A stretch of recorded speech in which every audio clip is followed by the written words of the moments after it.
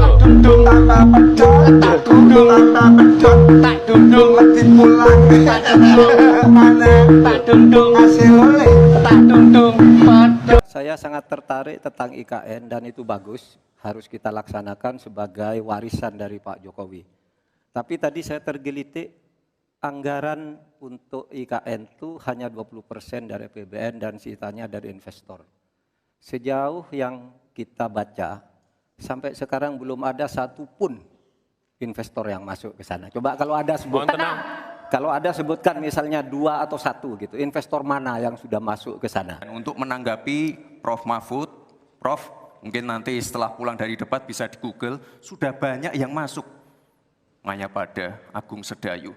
Dan nanti akan tambah lagi mungkin setelah Pilpres, karena mereka pasti akan wait and see melihat stabilitas politik di Indonesia. Terima kasih, Prof. Assalamualaikum warahmatullahi wabarakatuh. Salam, Om Swastiastu, Namo Buddhaya, salam kebajikan, salam sejahtera bagi kita semua, Rahayu, salam kemesraan. Buat sedulur dimanapun berada, semoga sehat selalu, sehingga kita bisa merasakan bagaimana atmosfer pemilu 2024, dan kita bisa melihat siapa pengganti Presiden Jokowi selanjutnya. Di video sebelumnya saya sudah membahas masalah debat Cawapres yang berlangsung semalam ya. Ya pasti hasilnya ya akan seperti itu, karena semua sudah disetting. Jadi saya melihat Gibran itu kalau bagi pendukungnya mungkin itu luar biasa pemaparannya. Tapi kalau saya melihat, bagi saya itu Gibran sebagai jubirnya Jokowi, yang dia paparkan itu program-program bapaknya. Ya, mengunggulkan program bapaknya seolah-olah IKN itu sempurna dan banyak mengundang investor asing. Di video awal kita bisa melihat ya, kita harus objektif nih menilai sesuatu. Seorang Profesor Mahfud MD bertanya, sudah berapa investor asing yang masuk? Pertanyaan sudah berapa investor asing yang masuk? Tapi dengan gayanya yang seperti itulah ya Gibran ya. Ini seperti anak kecil yang dikasih kisi-kisi tes, kemudian pertanyaan itu keluar. Kayaknya mantep banget tuh. Dia menerangkan bahwa hanya 20% menggunakan dana APBN. Sisanya itu dari investor asing. Dan kemudian Prof. Mahfud suruh googling. Nah, saya penasaran. Akhirnya saya googling ya. Jadi fakta di lapangan, pendanaan IKN itu sekitar 466,04 triliun. Nah, pendanaan itu dibagi 3 dari APBN, anggaran pendapatan dan belanja negara 90,35 T, itu sekitar 19,39%. Itu pembiayaan yang pertama. Terus yang kedua dari KPBU, kerjasama pemerintah dan badan usaha, itu mengeluarkan dana 252,49 atau bisa dikatakan 54,17%. Dan yang ketiga itu badan usaha, itu sekitar 123,23 triliun atau sekitar 26,44%. Jadi belum ada ya investor asing yang masuk.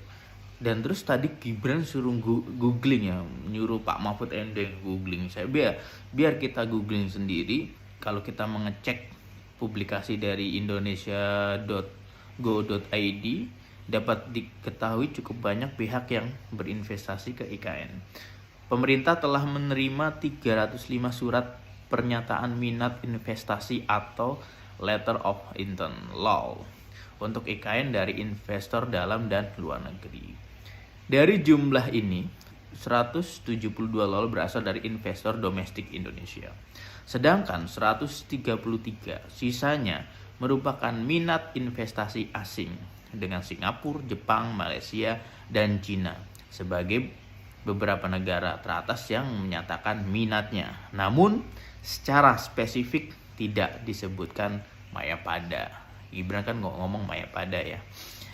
Dikutip dari BBC Indonesia, Kepala Pusat Industri Perdagangan dan Investasi Institute of Development of Economic and Finance, Andi Satrio Nugroho, mengatakan bahwa investor asing masih ragu untuk melakukan investasi langsung karena IKN masih berada di ambang ketidakpastian. Ini penting ya. Ketidakpastian tersebut berasal dari pemilihan presiden yang akan diselenggarakan Februari 2024 mendatang. Dengan masing-masing kandidat memiliki sikap berbeda terhadap kelanjutan IKN. Nah, tuh masalahnya di situ. Itu baru surat minat ya. Dan kemarin kita juga tahu Pak Presiden itu melaksanakan groundbreaking ya. Itu pun hanya seremonial. Di pekerjaan masuk itu di saat sudah dikerjakan dan jelas dananya. Jadi kita kalau melihat secara gimmick, wah Gibran luar biasa. Tapi kita harus melihat secara data, ya itu makanya. Dan saya menyoroti etik lagi.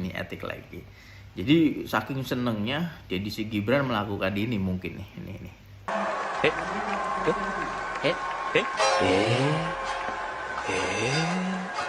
Nah, kemudian ya, kita juga harus tahu ada beberapa hal-hal yang sebenarnya nggak masuk dalam tema debat kedua ini. Karena tema debat kedua itu tentang ekonomi, keuangan, investasi pajak, perdagangan, pengelolaan APBN dan APBD, infrastruktur dan perkotaan.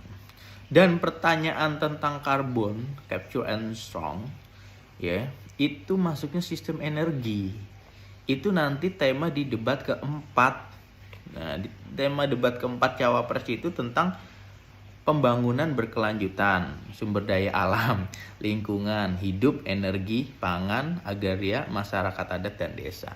Nih, dari sini nih kebiasaan. Makanya kita harus cermat ya. Mengamati debat semalam itu kita harus cermat.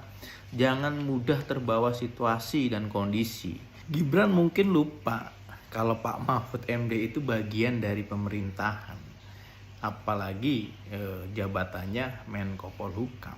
Pasti tahu kalau memang sudah ada investor asing. Ini ada video lama tahun 2019 di mana Pak Jokowi itu mengatakan bahwa IKN itu tidak akan menggunakan dana APBN. Tapi apa nyatanya? 2019 Presiden Joko Widodo menegaskan IKN tidak pakai APBN, cari skema agar APBN tidak terbebani. Tapi di tahun 2022 tidak ada investor raksasa dunia yang masuk IKN. Dan akhirnya Presiden Joko Widodo mengakui IKN harus dibiayai oleh APBN meskipun yang disampaikan adalah 20% dan selebihnya 80% swasta. Presiden Joko Widodo memastikan proses pemindahan ibu kota negara tidak akan membebani APBN. Menurut saya sesuai yang disampaikan kemarin oleh Menteri Keuangan ya, bisa tidak membebani. Sepertinya kita harus belajar dari pengalaman masa lalu. Jangan mudah terkecoh dengan casing yang kelihatan deso, tapi lebih mengerikan dari seorang raja yang ingin berkuasa selamanya. Jadi ada sisi lain, kita harus tahu, karena bagaimanapun juga yang namanya debat itu udah disiapkan semuanya, materinya, jawabannya. Ada satu yang menarik, jawaban Gibran itu sama persis hasilnya dengan fakta di lapangan. Itu menurut saya sangat mencurigakan itu. Dan kita tahu ya, dan ada lagi hal yang menarik di luar debat. Ini Pak Prabowo memanggil salah satu menterinya, tapi dengan dia sendiri. Tenang, kita lanjutkan. Kali ini saya akan mempersilahkan untuk calon wakil presiden nomor urut 1 untuk... Jadi buat sedulur ya, silakanlah untuk beberapa hari ke depan nama Gibran akan dilulukan. Tapi nanti setelah debat capres akan ada kejadian lagi yang menurunkan lagi. Jadi tetap fokus memenangkan pasangan panjenengan, ajak kanan kiri, tetangga, saudara, adik, kakak, pacar, ipar dan segala macam. Jangan sampai salah pilih untuk Indonesia ke depan. Saya Pandu Gunawan, wassalamualaikum warahmatullahi wabarakatuh. Salam kemesraan.